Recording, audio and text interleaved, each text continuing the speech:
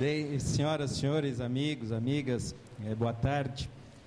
Eu inicialmente quero cumprimentar a senadora Ana Amélia e, como cidadão, também cumprimentá-la por realizar um evento como esse. Isso é transformador. Mas eu queria que todos soubessem, quando ficou aquela pergunta se é antes, tarde, cedo, que eu estou na Agência Nacional de Águas há 5 anos. Essa é a primeira reunião que eu sou chamado pelo Senado para fazer uma reunião direta com os trabalhadores que estão aqui. Então, se isso for a prática corrente, com certeza a população vai ter uma outra visão da boa política no nosso país. Queria cumprimentar também o amigo, senador Fernando Bezerra, e dizer do nosso respeito, admiração e carinho, porque quando o ministro da Integração sempre procurou fortalecer a competência técnica da Agência Nacional de Águas, e eu não podia deixar de retribuir, comparecendo aqui a partir do seu convite da senadora Ana Amélia para estar aqui com vocês. Cumprimentar meus colegas todos de mesa, e claro que algumas questões objetivas terão que ser tratadas aqui. Eu gostaria, no entanto, que vocês me dessem alguns poucos minutos para falar um pouquinho de questões que eu considero relevantes para desse aprendizado sobre a crise que tem acontecido, a crise de água, a seca, que é o nome correto para isso, que tem acontecido em diversas regiões brasileiras. Nós estamos aprendendo muito com essa situação, nós estamos notando o quanto a nossa legislação e a nossa atuação, muitas vezes, não dá resposta efetiva para os problemas que as pessoas estão vivendo nos seus locais, e eu gostaria de, muito rapidamente, colocar algumas questões para vocês a respeito disso, que são reflexões, na minha opinião, bastante importantes. Primeiro, de que em grandes bacias, e uma bacia como a do São Francisco, 7 estados, 650 mil quilômetros quadrados, nenhuma solução vai ser isolada. Não imaginem, senhores e senhoras, de que será possível uma solução para o reservatório de Sobradinho, ou mais especificamente para qualquer perímetro de irrigação, se a gente não considerar e não olhar para todo o conjunto da bacia. Isso é fundamental, e as soluções elas têm que ser articuladas de tal maneira que os benefícios e também os impactos de uma seca tenham que ser repartidos entre todos. Nós não podemos imaginar que as soluções para uma bacia desse tamanho será dada pontualmente para qualquer dos trechos dela, seja para Foz, seja para o Médio, seja para o Alto São Francisco. Elas terão que ser de forma integrada, envolvendo todos os atores. A segunda questão é de que nós temos que substituir no Brasil a cultura da abundância pela água, que é uma cultura irreal, aqui no Nordeste muito menos, claro, mas que muitas vezes no Brasil se tem essa cultura da abundância, pela cultura do cuidado com a água, pela cultura da solidariedade com a água.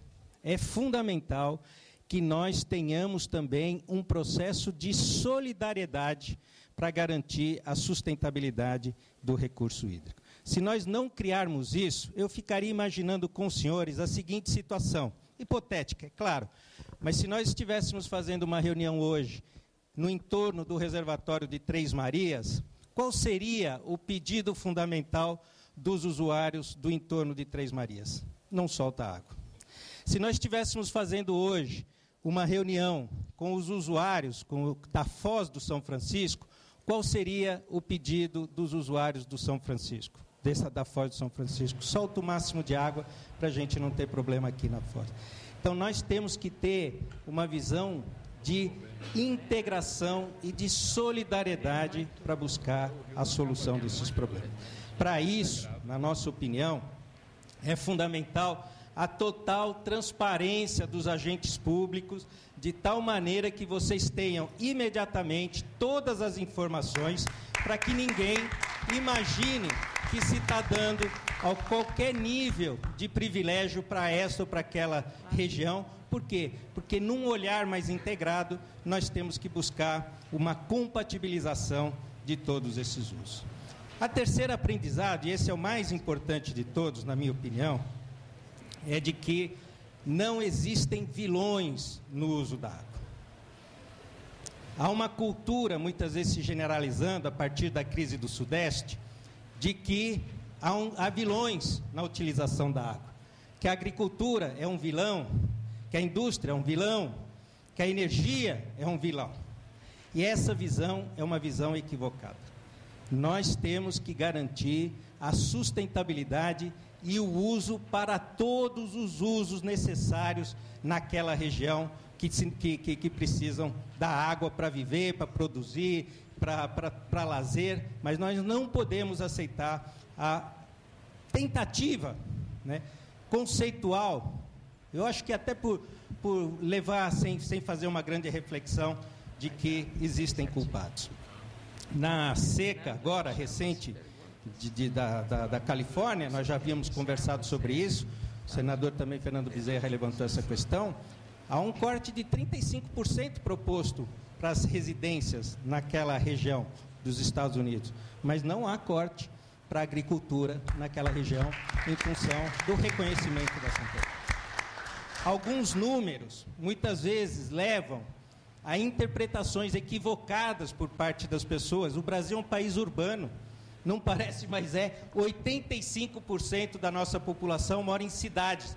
Então, parece que existe, de um lado, 85% das pessoas morando na cidade, o resto não tem qualquer importância. E, muitas vezes, a utilização equivocada de algum desses números ajudam a aumentar o preconceito e tentar criar vilões nessa situação. Se fala muito, eu vou só pegar meu copinho de água, se fala muito que a água consome 70% da água. A agricultura consome 70% da água. Isso é verdade ou é mentira? Depende. Agora, que 70% de água que é consumido? Alguém? Eu estou perdendo a prática de falar em público. Alguém imagina que é de toda a água existente, a agricultura consome 70%. E não é isso. Se nós pegarmos todos os usos ao longo do plano do São Francisco, do plano de bacia, nós temos alguma coisa, não lembro agora, mas alguma coisa em torno de 350 metros cúbicos por segundo de consumo. A água pode consumir 70% de 350, mas nós estamos falando de vazões de 900 metros cúbicos por segundo. Portanto, se nós tivermos a capacidade de articular adequadamente a água para o atendimento dos diversos usos, tem água para todo mundo. Essa é uma questão fundamental. Se imagina também, às vezes, as pessoas que moram na cidade, se a água consome 70%, a agricultura consome 70% da água, se a gente cortar a agricultura, vai aparecer 70% de água. Tem alguns que vão mais adiante. A indústria consome 12% da água. Aí fica fácil. Se a gente cortar a agricultura, tira 70%, aí tira mais 12% da indústria, 82%. Ninguém vai ter problema de água nas suas casas. É verdade isso? É claro que não é verdade. E além do que, se a gente tomar essas providências, as pessoas vão perder seus empregos, elas vão perder as condições de sustentar adequadamente os seus filhos. Não vai ter comida. Então, não vai ter comida. Então, nós precisamos romper com essa visão de vilões no processo de água. E aí me permitam tratar de um outro tema que também não pode ser vilanizado, porque às vezes, dependendo do local, isso aparece como uma aparente solução também para a região, a questão da transposição de São Francisco. A transposição de São Francisco são 26 metros cúbicos por segundo. Nós estamos falando em reduzir para 900 metros cúbicos por segundo em Sobradinho. Então, imaginar que esses 26 metros cúbicos por segundo são a razão dos problemas dos companheiras que vivem e trabalham na beira do São Francisco, sem dar essa oportunidade para os nossos irmãos brasileiros de outra região, na minha opinião, é equivocado. É uma visão equivocada. O canal de São Francisco não tem o condão, a transposição, de impactar as águas de São Francisco, que, sem dúvida nenhuma, é um processo histórico de degradação e para o qual nós devemos olhar e ter soluções integradas. Mas não imaginar também, senhores e senhoras, de que agora, se a gente cortar o canal do São Francisco, a transposição do São Francisco, a região vai ter algum tipo de solução mais favorável. Então, me permitam dialogar com essas questões, porque são questões, do meu ponto de vista, relevantes do ponto de vista do aprendizado nessa crise. Como é que nós precisamos atuar e o que precisa ser feito? No caso do São Francisco, e mais particularmente do reservatório de Sobradinho, nem todos são assim, mas nesse caso nós temos muitos atores institucionais. Ao longo do tempo, várias instituições, pelo menos em nível federal, atuam, e algumas vezes até de forma ainda, infelizmente, desarticulada, mas tem tido um esforço ao longo dos últimos anos para que essa ação seja mais articulada. Quem que eu lembro aqui? Tem o ONS, Operador Nacional do Sistema, tem a Agência Nacional de Energia Elétrica, tem a ANA, tem o IBAMA, tem o MI, tem a Codevasf. Agora, tem um outro ator que é fundamental, é importante, está previsto na lei de água, que muitas vezes não participa diretamente de um processo como esse, e às vezes, por não participar, não conhece ou não tem a sensibilidade como é produzida numa reunião como aqui de hoje. Quem é? É o Comitê de Bacia Hidrográfica do São Francisco. Vocês precisam envolver o comitê para essa discussão, de tal maneira que o comitê seja um aliado da proposta de vocês e não uma entidade que vai dificultar ou que pode dificultar o processo de uma solução como essa que está sendo desejada. Me permitam uma pergunta bastante simples. Quem de vocês aqui participa do Comitê do São Francisco? Muito bem. Participação pequena. Parabéns a vocês, mas nós temos que convencer e trazer para esse debate também o Comitê do São Francisco, sob pena de que todos os órgãos que eu mencionei estejam de acordo com a proposta e, eventualmente, nós tenhamos problema de natureza até legal, que atrase a solução, que, como já foi dito aqui, é uma solução emergencial. Eu trouxe uma apresentação, mas eu não vou cansar vocês com números. Eu vou dizer a vocês basicamente o seguinte: nós conseguimos reencher em parte o Lago de Três Marias, não só pelas vazões afluentes, que subiram, foram para alguma coisa em torno de perto de 800 metros cúbicos por segundo em Três Marias, e que nós conseguimos, ao longo de 1 ano e meio, reduzir, em parceria com todos os atores do setor elétrico, reduzir para 80 metros cúbicos por segundo. O que encheu o lago do Três Marias foi um pouco de chuva, mas, fundamentalmente, o trabalho de redução das suas vazões. Hoje, o reservatório está com cerca de 33% de água reservado dentro de Três Marias. Em Sobradinho, nós também estamos atuando ao longo do tempo, em parceria com todos os atores também, e chegamos a reduzir até 1.100 metros cúbicos por segundo. Qual o problema que a gente vai enfrentar? Nós vamos enfrentar o problema de que nunca operou, já foi dito aqui, abaixo de 1.100 metros cúbicos por segundo. Se conseguiu uma licença extraordinária pelo IBAMA para operar com 1.000 metros cúbicos por segundo, apenas no período chamado carga leve, que é de noite, já foi dito, de noite, sábado, domingo e feriado. Está se mostrando pelas simulações de que essa redução é insuficiente. Nós temos que continuar num processo de redução dessas vazões, com que objetivo? Com o objetivo de guardar o máximo possível de água dentro dos reservatórios. E se guarda água no período de chuva, mesmo faltando pouco tempo, a condição que nós temos de guardar água é no período de chuva, portanto, nós temos que fazer isso muito rapidamente. Como nunca operou em 900 metros cúbicos por segundo, há necessidade, e também não há uma outorga, mas isso é uma coisa mais complexa, o setor elétrico mais antigo não tem outorga de recursos hídricos, só tem licenciamento. Eu venho brigando com o setor elétrico para que tenha outorga, porque aí ficaria tudo muito mais rápido. Nós dependemos da autorização do IBAMA. O que nós temos como compromisso com os senhores e com as senhoras? No dia seguinte que o IBAMA aprovar, nós vamos aprovar, no âmbito da Agência Nacional de Águas, a redução dessa vazão. temos que ter desde já, e aí a Ana fica à disposição, inclusive com recursos, para que a gente faça um levantamento o mais rápido possível das adaptações que precisam ser feitas ao longo do Rio São Francisco para que a gente possa fazer essa redução, porque não será um problema de vazão.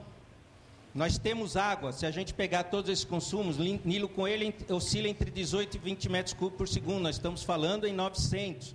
Mais abaixo, a somatória de consumo não é significativo, não vai ultrapassar 50 metros cúbicos por segundo, muito abaixo disso. Portanto, o problema não é de quantidade de água, não é de vazão, será de nível. Vocês sabem muito bem, se você não tiver o nível adequado, você não consegue fazer a captação da água. Então, nós nos comprometemos aqui a trabalharmos junto ao IBAMA, ao Ministério do Meio Ambiente.